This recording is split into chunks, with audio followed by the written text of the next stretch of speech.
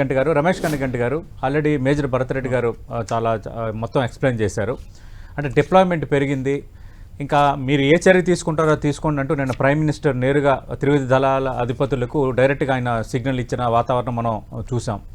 Already ఎప్పటికప్పుడు పరిస్థితిని కేంద్ర హోంశాఖ మంత్రి అమిత్ షా కానీ మిగతా కేంద్ర కేబినెట్ వ్యవహారాల సెక్రటరీ రాష్ట్రపతికి ఎప్పటికప్పుడు తెలియజేస్తున్నారు. అంటే యాజ్ పర్ ప్యాటర్న్ మీకేమనిపిస్తుంది? పాక్ మంత్రి వ్యాఖ్యలు 36 గంటల్లో యుద్ధం రాబోతుంది, భారత్ మాపై యుద్ధం చేయబోతోంది, మాకు నిఘా సమాచారం ఉంది, మీ సన్నద్ధంగా ఉన్నామని మీ అంచనా ఏంటి?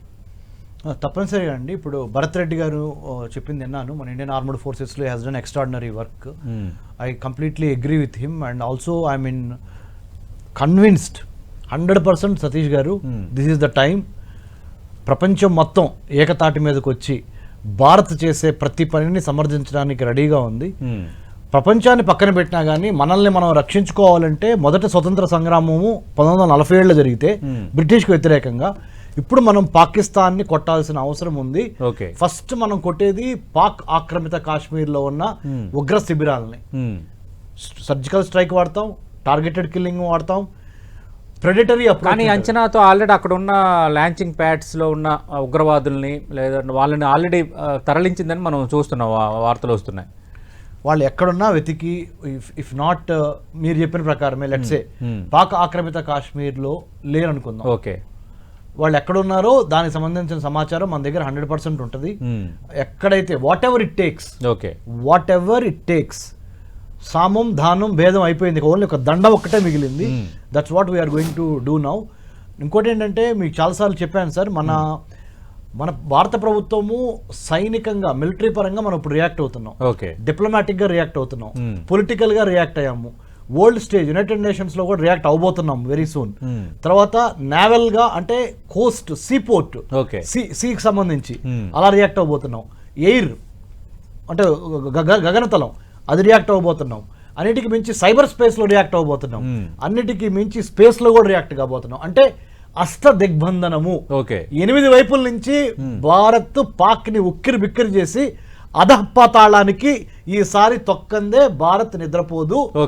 సర్వశక్తులు విశ్వమంతా మన పట్ల ఉన్నారు. ఎందుకంటే అంటే పాక్లో వణుకుతున్న వాతావరణం ఉన్నప్పుడు ఎందుకు కవ్వింపు చర్యలకు పాల్పడుతోంది, ఎందుకు కవ్వింపు వ్యాఖ్యలు చేస్తున్నారు అక్కడ మంత్రులు కానీ ఎవరైనా? అది చాలా ఇప్పుడు ఎందుకంటే సరిహద్దుల్లో మనం చూస్తే నౌషారా, సుందర్బని, ఆక్నూర్ సెక్టర్లో ఇంకా కాల్పులు కంటిన్యూ అవుతున్నామని పహల్గాం ఘటన తర్వాత మన వాళ్ళు తిప్పికొడుతున్నారు, అది వేరే సంగతి. యుద్ధ రీతి, యుద్ధ నీతి 21వ శతాబ్దంలో మార్పు వచ్చింది. ముఖ్యంగా యుద్ధం అనేది ఇప్పుడు మైండ్ సైకలాజికల్గా జరగబోతున్న ఒక ఇది. సో మనుషుల్ని అంటే ఎదుటివాడిని భయపెట్టాలని కానీ, లేకపోతే రూమర్ మాంగరింగ్ కానీ, ప్రాపగాండా కానీ, ఇవన్నీ యుద్ధంలో టెక్నిక్స్ అనమాట. వాళ్ళు ఆ విధంగా ఆ కుక్కలు అట్లా వాగుతూనే ఉండాలి. అరిచే కుక్క కరవదని మనకి సామెత ఉంది. Barking dogs will never bite, they have become barking dogs. Let them bark. We are not going to we are not going to bow down for their barkings. We are going to do what it is supposed to be. మన agenda ఒకటే. ఇప్పుడు ఉగ్రవాదాన్ని కుక్కటి వేళ్లతో సహా పెకిలించి ఉగ్రవాదానికి సంబంధించిన నామరూపాలు చేయకుండా, ఆనవాళ్ళకి కనపడకుండా తొక్కేయటమే. దానికి సంబంధించి ఆర్మీ, నేవీ, ఎయిర్ ఫోర్స్ తో పాటు మన ఐబీ, మన రా, మన ఇంటెలిజెన్స్ కానీ, మన పోలీస్ వ్యవస్థ కానీ, అన్నిటికీ మించి మనోబలం ఈసారి ఏంటంటే ప్రతి భారతీయ పౌరుడు గుండెల్లో రగులుతుంది పాకిస్తాన్కి సంబంధించిన ఉగ్రవాదాన్ని తొక్కేయటానికి. సో మనకి ఆ సంకల్ప శక్తి, ఆ యొక్క చాకచక్యము, ఆ యుద్ధానికి సంబంధించిన skill, knowledge and will. We have the skill, we have the will, now we are going for the kill. That's what it's going to happen sir. Right.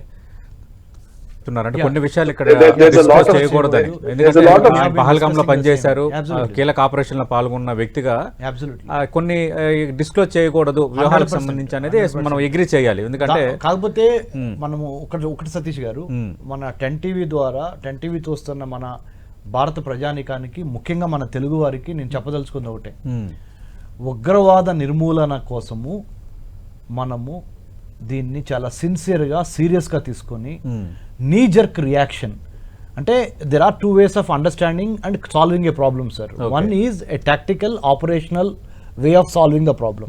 The second one is a strategic way of answering the problem. Okay. I'm sure my guest, our guest Bharat Reddy garu would agree with me.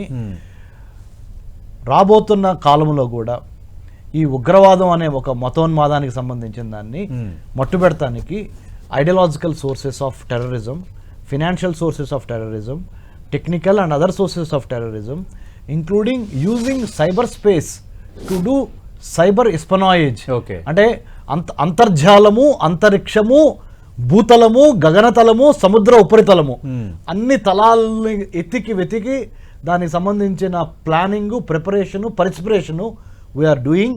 It's not only we are saying will walk the talk. మనం ఏమైతే మాట్లాడుతున్నామో అది చేసి చూపించడానికి ఇంకా కొన్ని గంటల్లో maybe today or tomorrow అన్నట్టుగానే ఉంది. ఓకే. సో 100%. కాకపోతే మనం ఇక్కడ లోకల్గా ఏం చేయాలంటే సతీష్ సార్, మనం ఒక్కటి మట్టికి మర్చిపోకూడదు, పరమత సహనము, దాన్ని మర్చిపోకూడదు. We have to respect right other religions, we have to take them along with us. దేశం అంతా ఒకటే ఏకతాటిపై నిలవాలి. ఒకటే జెండా, ఒకటే ఎజెండా. ఎలాంటి పరిణామాలు జరిగినా మనం ఏకతాటిపై నిలిచి అవును ఎదుర్కోవాలి, కంట్రిబ్యూషన్ ఉండాలి. ఒకటే జెండా, ఒకటే ఎజెండా సార్. మళ్ళీ చెప్తున్నాను, 15,000 కిలోమీటర్ల ల్యాండ్ బోర్డర్ ని, 11,098 కిలోమీటర్ల సముద్ర తీర ప్రాంతం భారతదేశానికి ఉంది. మొత్తాన్ని కలుపుతా సైబర్ స్పేస్ ని, మ్యారిటైమ్ స్పేస్ ని కూడా మనం పరిగణలోకి తీసుకొని ముఖ్యంగా దీనికి సంబంధించిన ప్రతి వ్యూహాలని ప్లస్ భారత జాతీయ రక్షణ కోసము ప్రతి student BTech, BCom, BSc, MSc ఎవరైనా కానీ భారత జాతీయ రక్షణ, భారత విదేశాంగ విధానం అనే పాఠ్యాంశంగా it has to be a syllabus from now onwards to take care of the geopolitical, geostrategic, national security issues of great importance. ఏ పార్టీ, ఆ పార్టీ, ఈ పార్టీ అవన్నీ ఉండకూడదు ఇక. ఇది this has to be a national unity, national agenda, national integrity, Jai Hind అనే విధంగానే ఉండాలి సార్. రైట్.